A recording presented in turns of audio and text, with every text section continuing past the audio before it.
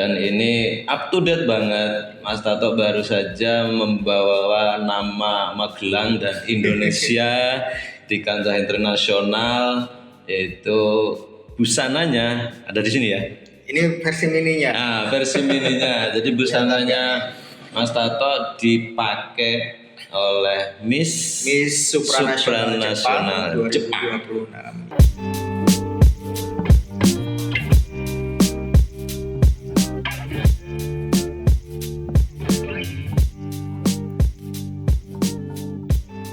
I'm so happy to wear this dress, Miss Supranational at the final. When I once saw a dress, I thought it looked like angel. Ya, jadi yang menjembatani antara saya dengan Miss Supra Jepang itu ada stylistnya namanya Kak Hari Brata. Itu juga stylist Jakarta, stylist artis-artis juga. Yang kemudian akhirnya kita membuat janji untuk fitting di Jakarta. Jadi itu kurang lebih 1 minggu sebelum keberangkatan Sadia ke Polandia. Yang penting itu adalah konsistensi sih sebenarnya. Kita nggak perlu yang kayak tiba-tiba langsung naik cepat gitu kan, tapi langsung dropnya juga cepat gitu. Jadi saya juga banyak belajar dari teman-teman juga bahwa menjaga konsistensi itu ternyata sangat susah. Betul. Saya bisa bertahan lebih dari 10 tahun di dunia fashion. Itu juga sebenarnya nggak gampang juga, gitu kan.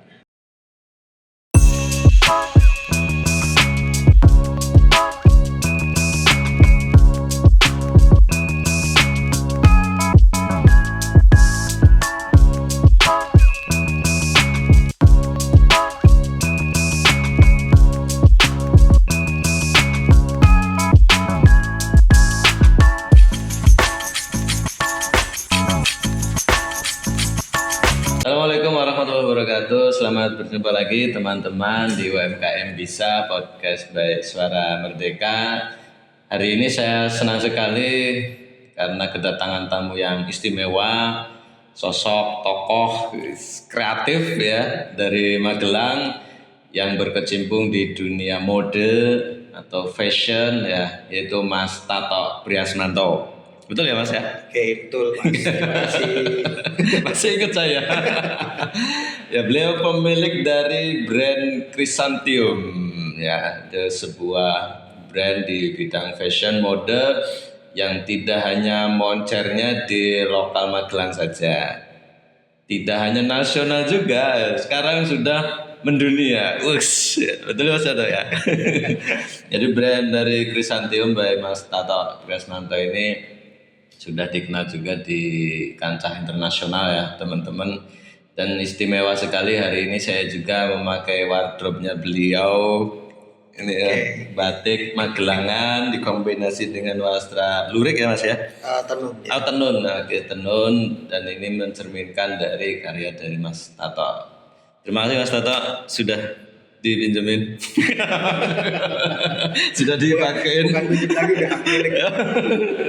Ya, pakein dari wardrobe-nya Mas Tato.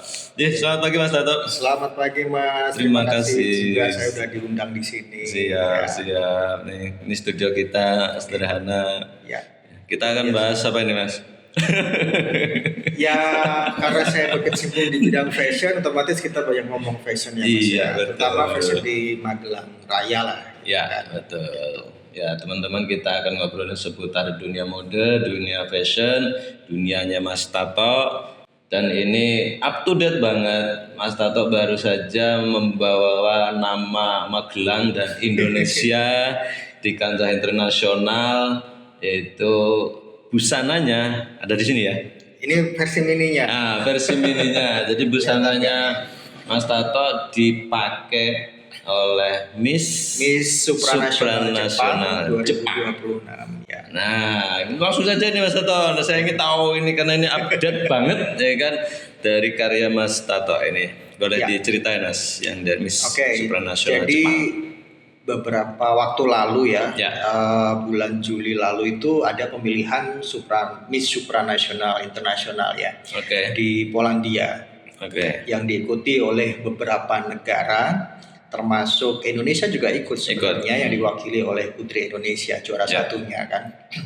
Nah kebetulan di tahun ini saya mendapat kepercayaan Ya. untuk membuatkan busana untuk perwakilan dari Jepang, yaitu Oke. Miss Supranasional Jepang, Ya. yaitu Sadia Nagatori. Oke. Ya. Nah, jadi pada saat kita ngobrol, saya diminta untuk mendesain, itu saya ekspektasinya tidak terlalu tinggi ya Mas, Ya. karena di pemilihan seperti pageant itu kan selama beberapa hari itu ada banyak sekali kegiatan dan Ya. baju yang dibawa juga banyak sebenarnya. Ya. Nah, setelah saya diskusi desain dengan pihak mereka, kebetulan kalau di Jepang itu ada semacam organisasinya Mas. Ya. Jadi namanya The Crown of Japan, Oke. gitu, yang menaungi beberapa pemilihan yang ada di Jepang seperti Miss Supranasional, Ya. ada Miss Cosmo, ada Miss Global dan sebagainya. Ya. Nah, kita berkomunikasi dengan mereka, Oke. kita diskusikan tentang konsep desain. Akhirnya mereka memutuskan bahwa desain saya ini dipakai pada saat malam finalnya. Malam final loh Malam teman-teman. final. Jadi itu kan juga satu privilege Iya. buat saya ya, Iya. karena wah, privilege sekaligus beban juga gitu kan. Karena Iya. pertama saya belum pernah kenal Sadia, ya kan. Miss Supranya saya belum pernah kenal. Pada akhirnya kita hanya berkomunikasi by WA saja karena posisi dia ada di Jepang, saya ada di Magelang. Jadi seperti kirim ukuran, kemudian profil itu hanya by WA. waktu itu cuma DM Instagram aja sih gitu. Oke. Nah, alhamdulillah setelah saya memproduksi bajunya itu kurang lebih 5 hari saja Mas. Cuma 5 hari. Ini singkat apa singkat banget? Ini project Bandung Bondowoso sebenarnya ya. 5 hari. Kemudian kita janjian untuk fitting di Jakarta. Yeah. Karena kebetulan Sadia ini punya stylist juga orang Indonesia, Mas. Iya, jadi yang menjembatani antara saya dengan Miss Supra Jepang itu ada stylistnya namanya Kak Hari Brata. Itu juga stylist Jakarta, stylist artis-artis juga. Yang kemudian akhirnya kita membuat janji untuk fitting di Jakarta. Jadi itu kurang lebih 1 minggu sebelum keberangkatan Sadia ke Polandia. Jadi waktunya memang sangat-sangat mepet waktu itu. Dan alhamdulillahnya baru sekali fitting udah langsung pas Mas. Iya. Jadi biasanya kalau kita bikin baju apalagi gaun-gaun seperti itu kan harus beberapa kali fitting ya. Harus lebih dari sekali lah. Tapi ya saya gambling aja nih, pokoknya ukurannya dibuat seperti ini. Kemudian pada saat fitting udah alhamdulillah langsung pas, itu langsung dibawa. Iya. Langsung dibawa. Nggak harus dipermak lagi. Saya bawa pulang lagi untuk adjust lagi, tapi sudah bisa dia langsung bawa ke Jepang. Gitu. Kok bisa dari Jepang kenalan sebelumnya atau bagaimana Mas? Tiba-tiba atau gimana? Ya. Kalau dengan Sadia memang belum pernah kenal sebelumnya ya, tapi saya sudah pernah bekerja sama dengan The Crown of Japan sebelumnya, 1 tahun sebelumnya. Jadi tahun 2025 itu saya juga support untuk Miss Cosmo Jepang. Pada saat itu ada pemilihan Miss Cosmo Internasional di Vietnam, kemudian perwakilan Jepang juga memakai baju saya seperti ini yang di belakang ini Mas. Ada 2 baju yang dibawa, tapi memang exposure-nya nggak seperti yang ini yang sekarang gitu karena Miss Jepang yang kemarin itu namanya Maria Ishida, itu bukan yang termasuk unggulan sih sebenarnya. Jadi apakah dia disorot atau enggak itu kan juga mempengaruhi Mas gitu kan. Nah, kebetulan baju yang dipakai pun juga ini dipakai bukan untuk final tapi untuk acara karantina sehari-hari. Jadi tidak terlalu banyak mendapat exposure. Iya, gitu. Nah, dari situ kemudian dari pihak organisasinya mereka terus percaya ya Mas ya kan teman udah kerjasama dan puas gitu mungkin. Jadi sekarang coba pengen kerjasama lagi gitu. Dan kalau yang tahun ini Miss Supra Jepang ini sebenarnya tidak hanya dari saya saja Mas untuk buat bajunya ya, tapi mereka memilih dari beberapa desainer Asia Mas yang akan dibawa. Jadi jadi misalnya untuk gaun acara apa nanti dari desainer Vietnam, acara apa nanti dari desainer Jepang dan sebagainya gitu. Jadi mereka istilahnya menyeleksi desainer se-Asia ini untuk diajak kolaborasi dengan mereka gitu. Dan mungkin ini pengaruh sosial media juga ya Mas ya. Iya. Saya juga punya akun di Instagram.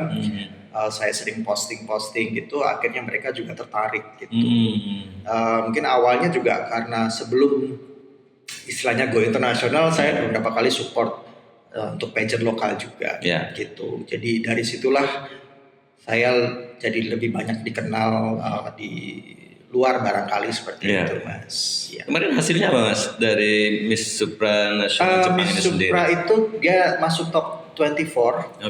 Ya, dan Miss Congeniality gitu, atau Miss Persahabatan ya. Miss Persahabatan. Ya, gitu. Jadi dan kebetulan perwakil dari Indonesia itu kan tahun ini sangat diunggulkan ya. Nah kebetulan Sadia ini satu kamar atau roommate-nya dari Indonesia Mas. Jadi satu kamar dengan Maria Rahajeng. Agnes Rahajeng, adiknya Maria Rahajeng. Jadi mereka tuh roommate satu kamar. Jadi Indonesia kebetulan tahun ini juga diunggulkan meskipun mentok di top 10 ya kalau nggak salah. Tapi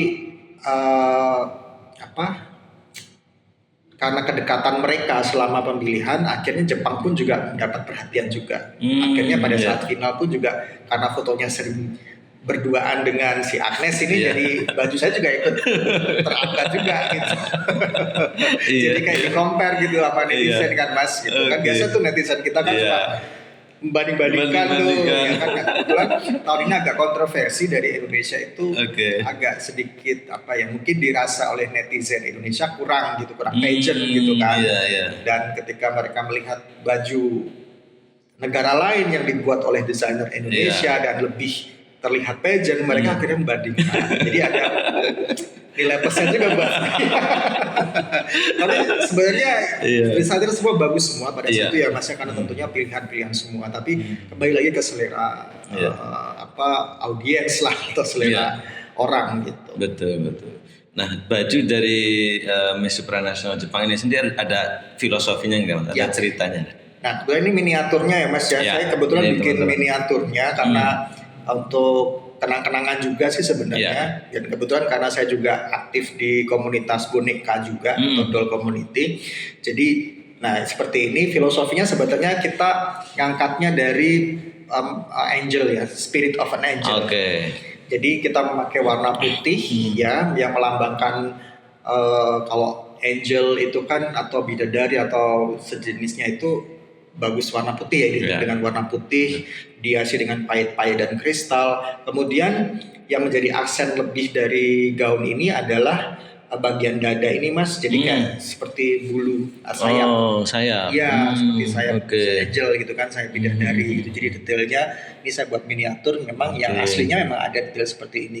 Dan bahan atau material dari miniatur ini pun saya ambil dari bahan aslinya. Dari bahan aslinya. Iya, dari yang dipakai untuk gaunnya itu sendiri. Gitu. Jadi saya di pikiran saya itu bahwa si Sadia ini adalah sosok seperti angel ya, dengan sayapnya yang direpresentasikan dari detail di bagian dada, tapi dia juga selain anggun elegan, tapi dia juga sebagai seorang perempuan yang tangguh gitu. Karena profil dari Sadia ini cukup unik Mas. Jadi dia itu orang Jepang, tapi kulitnya eksotik. Jadi agak gelap-gelap gitu. Seperti umumnya. Iya, tidak Jepang khas orang Jepang. Nah itu tantangan buat saya karena dengan kulit gelap itu kan agak susah nih kita memilih warnanya kan biar match sama kulitnya kan.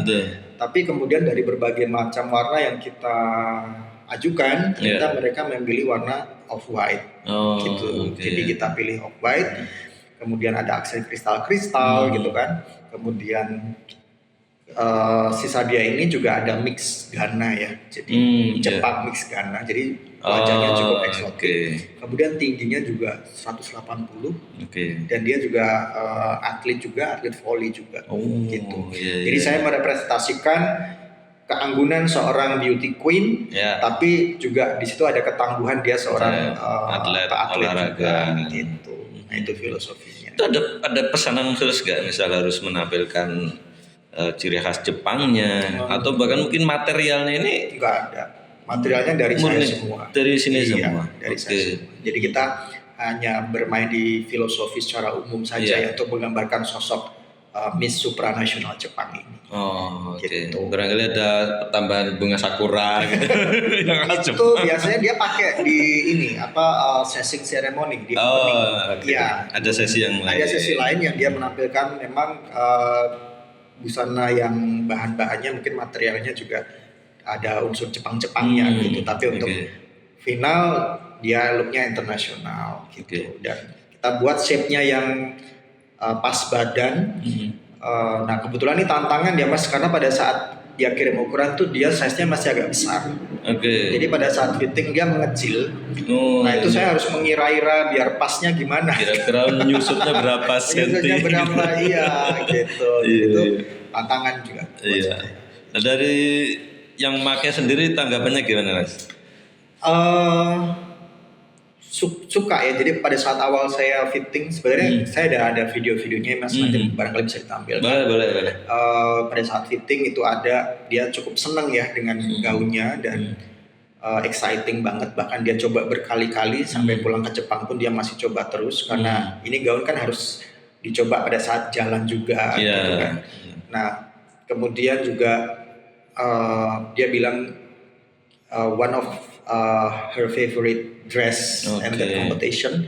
Jadi ini salah satu baju favorit dia di kompetisi itu gitu. Dan pihak dari national directornya pun juga puas gitu. Jadi selalu mengupdate ke saya, mengirim video, your dress is so beautiful, your dress is so amazing, and she looks beautiful gitu ya. Iya. Itu ya buat saya senang aja sih dapat apresiasi yang seperti itu. Iya. Gitu.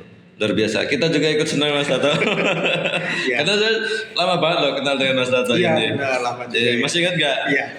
Saya ngawali kenal Mas Tato ini ketika membuatkan busananya Putri Indonesia. Ya, itu tahun 2012. 2012 ya. Lama banget lah, teman-teman. Lebih dari 10 tahun. Betul. Beliau memang aktif banget ya di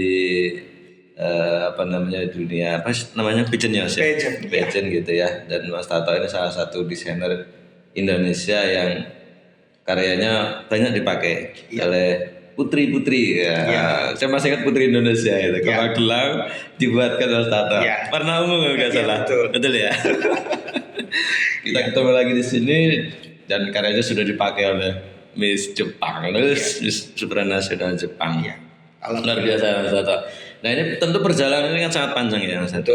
Dan ini juga bukan pertama kalinya barangkali Mas Tato. Nah boleh cerita Mas, perjalanan Mas Tato di dunia mode itu seperti apa sih? Oke, barangkali kalau saat kita pertama ketemu tahun 2012 itu saya boleh dibilang awal-awal karir ya Mas ya. Masih awal ya? Iya masih awal gitu karena saya mendeklarasikan saya sebagai seorang fashion designer itu tahun 2010 sebenarnya. Oke. 2010 saya pertama kali ikut event fashion namanya Jogja Fashion Week. Kemudian 2012 itu saya baru punya karyawan Mas. Jadi sebelumnya saya nggak punya sendiri, karyawan, sendiri semua. Oke. Saya buat sendiri segala macam. Baru 2012 saya memberanikan diri untuk meng-hire karyawan dan alhamdulillah sampai sekarang ya up and down pasti ada ya, terutama pada saat COVID kemarin gitu kan sempat kita memang benar-benar drop banget gitu dan alhamdulillah bagaimanapun juga kita harus bangkit ya kan dan yang penting itu adalah konsistensi sih sebenarnya. Kita nggak perlu yang kayak tiba-tiba langsung naik cepat gitu kan, tapi langsung dropnya juga cepat gitu. Jadi saya juga banyak belajar dari teman-teman juga bahwa menjaga konsistensi itu ternyata sangat susah. Betul. Saya bisa bertahan lebih dari 10 tahun di dunia fashion itu juga sebenarnya nggak gampang juga gitu kan. Nah oleh karena itu saya juga ingin ada niatan ya kalau untuk berbagi juga ya Mas ya ke teman-teman yang baru memulai di bidang kreatif. Itu saya sering juga untuk sharing-sharing ke teman-teman UKM.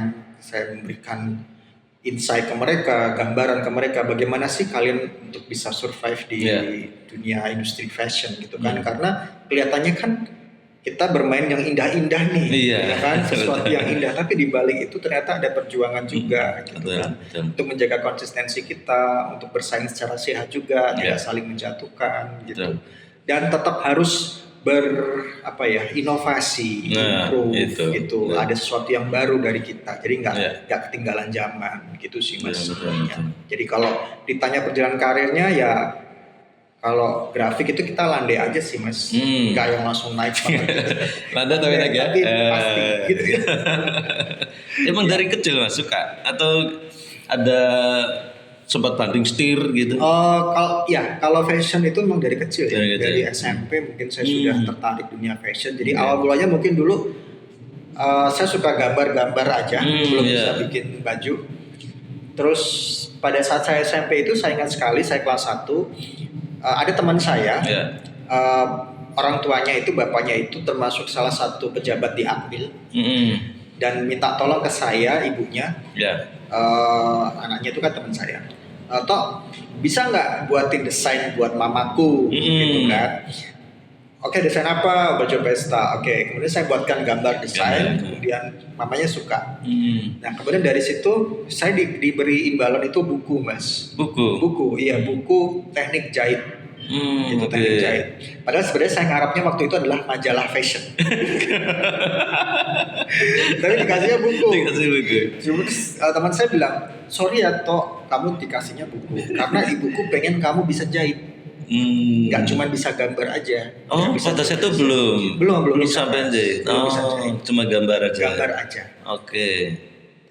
Terus akhirnya, oh iya benar juga ya. Kemudian saya pelajari dan sampai sekarang buku itu masih saya simpan. Dan itu kayak kitab suci saya di fashion. Dasar banget ya, penjahit itu. Dasar banget Mas, betul.